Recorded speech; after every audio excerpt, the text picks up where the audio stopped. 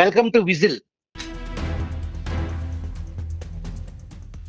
ఆంధ్రప్రదేశ్ ప్రభుత్వం ఒక వివాదాస్పద జీవో, దాంట్లో ఏపీపీఎస్సీ కమిషన్ సంబంధించి ఒక సభ్యుడిని నియమిస్తూ ఉత్తర్వులు జారీ చేసినటువంటి జీవో ఇప్పుడు పెద్ద వివాదం రేపుతుంది.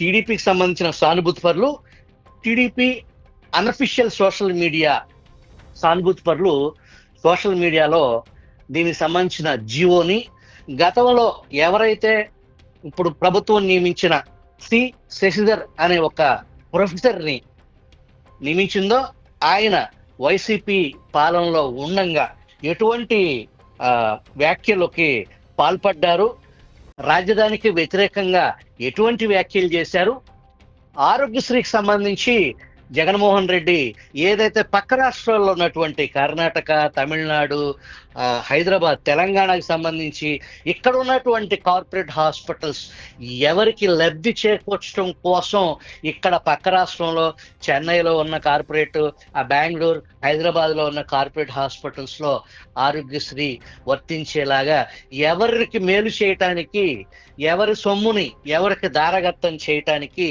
ఆయన ఆ రోజు జగన్మోహన్ రెడ్డి పాలనలో ఆరోగ్యశ్రీని ఈ పక్కనున్న 3 రాష్ట్రాలకి విస్తరించడం వెనక కుట్ర ఏంటి అనేది అందరికీ తెలిసిందే.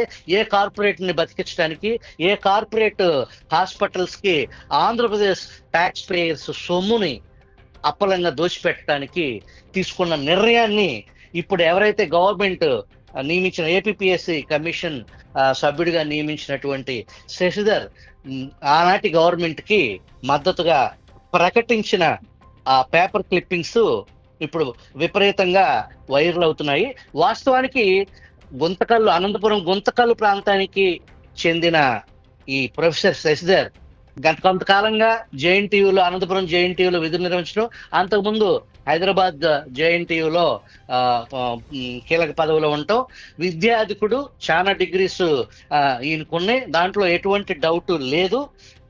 2014 నుంచి 2019 వరకు విభజిత ఆంధ్రప్రదేశ్ తొలి టీడీపీ ప్రభుత్వం ఏదైతే ఉందో ఆ ప్రభుత్వంలో డాక్టర్ శశిధర్ని convenor for the state level entrance test to select EBC, OBC, minorities, SC and ST candidates for the professional guidance to civil services examination under NTR Vidyonnathi అనేది ఏదైతే ఎన్టీఆర్ విద్యోన్నతి అనే పథకం నాటి ప్రభుత్వం, విభజిత తొలి ప్రభుత్వం చంద్రబాబు ప్రభుత్వం ఎన్టీఆర్ విద్యోన్నతిలో భాగంగా సివిల్ సర్వీస్ ఎగ్జామ్స్ కి ప్రిపేర్ అయ్యేదానికి సంబంధించిన ఒక టెస్ట్ కి సంబంధించి EBC, OC, minority, SC, ST అభ్యర్థులకు సంబంధించిన ఆ ప్రొఫెషనల్ గైడెన్స్ సంబంధించి వాళ్ళలోంచి సివిల్ సర్వీస్ కి ఎగ్జామ్ సన్నద్ధన చేసేదానికి ఆనాటి ప్రభుత్వం, చంద్రబాబు ప్రభుత్వం ఈయన్ని నియమించింది.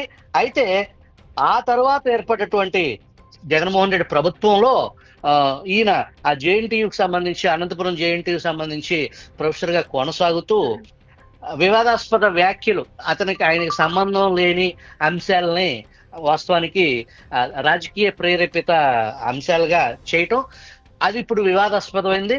జగన్మోహన్ రెడ్డితో కలిసి పలు వేదికల్లో వివాహ సమయం అటువంటి సందర్భాల్లో కలవటం, అది దాన్ని ఎవరు తప్పు పట్టాల్సిన అంశం కాదు, కానీ శుభకార్యాలకి మంచి చెడు వ్యవహారం.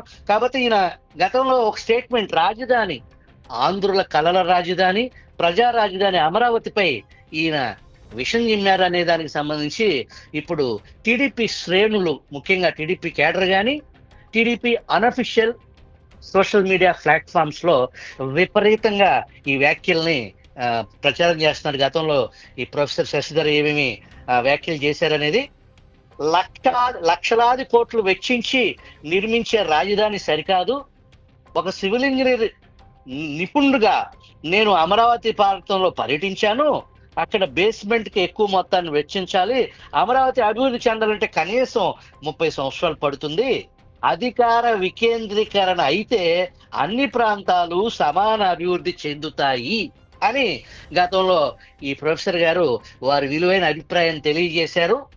అధికార వికేంద్రీకరణ జరిగితే అన్ని ప్రాంతాలు సమానంగా అభివృద్ధి చెందుతాయి అంటే 3 రాజధానులను సమర్థించిన జగన్ వీరభక్తుడు అనేది ఈయన స్టేట్మెంట్ని బట్టి మనకు అర్థమవుతుంది.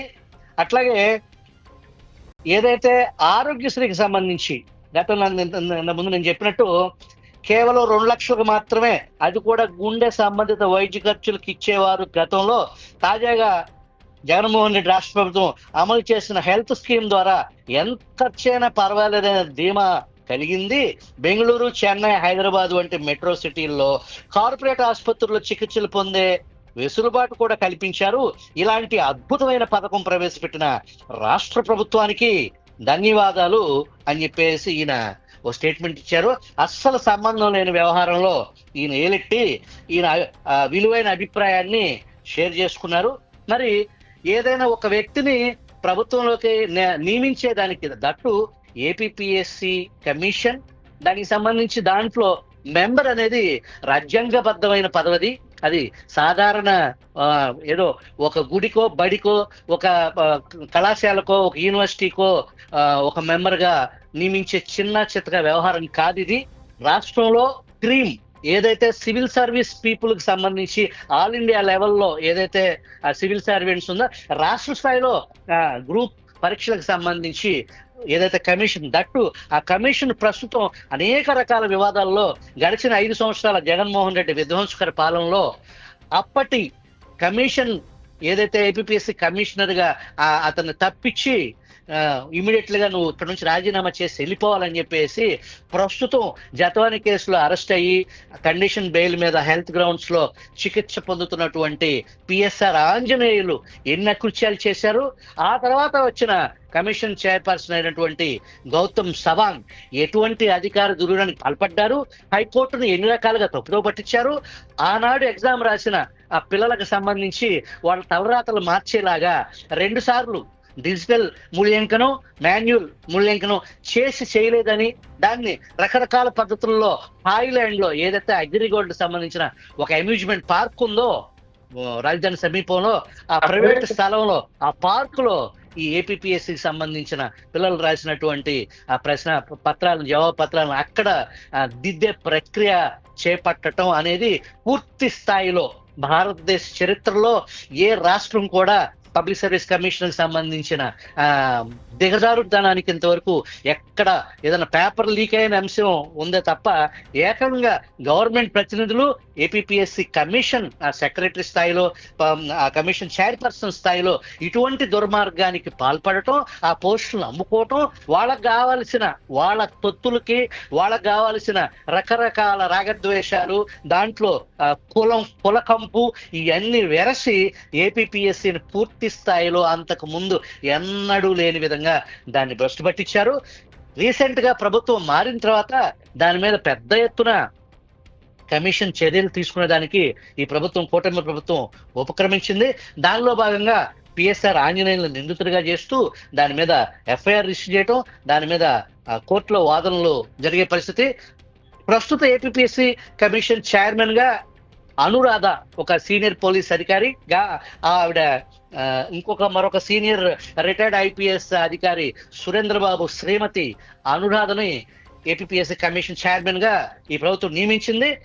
దాదాపు ఆవిడ నియమించిన తర్వాత ఇప్పటి వరకు కూడా కమిషన్ ఏం జరుగుతుంది, బాధిత విద్యార్థులకు సంబంధించి ఎటువంటి న్యాయం జరగబోతుంది, ఏ స్టేజ్ లో ఉంది, లోపల ఏం జరిగింది అనేది ఆవిడ నోరు ఇప్పకపోవటం, మీడియాతో ఆవిడ ఇప్పటి వరకు మాట్లాడకపోవటం, ఆవిడ ప్రవర్తన, ఆవిడ పనితీరుపై కూడా పలు విమర్శలు ఉన్న నేపథ్యంలో జగన్మోహన్ రెడ్డికి అంటగాగినటువంటి ఈ వ్యక్తిని మళ్ళీ ఏపీఎస్సి కమిషన్ సభ్యుడిగా నియమించటం యావత్ ఆంధ్రప్రదేశ్ లో ఉన్న విద్యార్థి లోకం, యువత ముఖ్యంగా ఏదైతే కోటి ఆశలతో కమిషన్ సంబంధించి ఎగ్జామ్ ప్రిపేర్ అయ్యి ప్రతిభతో ఒక మంచి జీవితాన్ని కోరుకునే విద్యార్థులు కూడా ఇటువంటి నిర్ణయం అది మింగుడుబడిన అంశంగా ఉంది.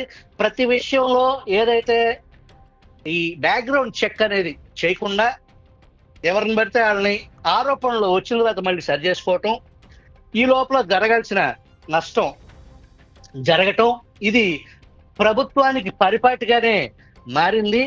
అంతా మాకే తెలుసు, సర్వం మాకే తెలుసు అనేలాంటి ధోరణిలో ఒక మెకానిజం అనేది ప్రభుత్వానికి ఇప్పటి వరకు ఎవరి ఒక ఒక ఒక వ్యక్తిని ప్రభుత్వంలోకి ఆ దట్టు కీలకమైన స్థానాల్లోకి తీసుకునే ముందు ఆ బ్యాక్గ్రౌండ్ చెక్ చేయకపోవటం అనేది ఇది పూర్తి స్థాయిలో అవాసు పాలయ్యే పరిస్థితి. ఈ అంశాన్ని ప్రభుత్వం పునరాలోచించి ఈ నిర్ణయాన్ని తక్షణం నిలిపివేయాలని చెప్పేసి ఇటు కామన్ మెన్ దగ్గర నుంచి, టీడీపీ కేడర్ దగ్గర నుంచి, యావత్ ఆంధ్రప్రదేశ్లో ఉన్నటువంటి ఆరోగ్యకరమైన సమాజాన్ని కాంక్షించే ప్రతి ఒక్కళ్ళు ఈ నిర్ణయాన్ని తప్పుపట్టే పరిస్థితి ఉంది. మరి ప్రభుత్వం పునరాలోచిస్తుందా? లేదు, అతనికి అన్ని రకాల క్వాలిఫికేషన్స్ ఉన్నాయి. జగన్మోహన్ రెడ్డితో మనమే అవకాశం ఇచ్చాము, తర్వాత జగన్మోహన్ రెడ్డితో అంటగాగారు, ఇప్పుడు మళ్ళీ మనతో అంటగాగుతున్నారు అని చెప్పేసి ప్రభుత్వ పెద్దలు సరిపెట్టుకుంటారా లేదా వేచి చూద్దాం.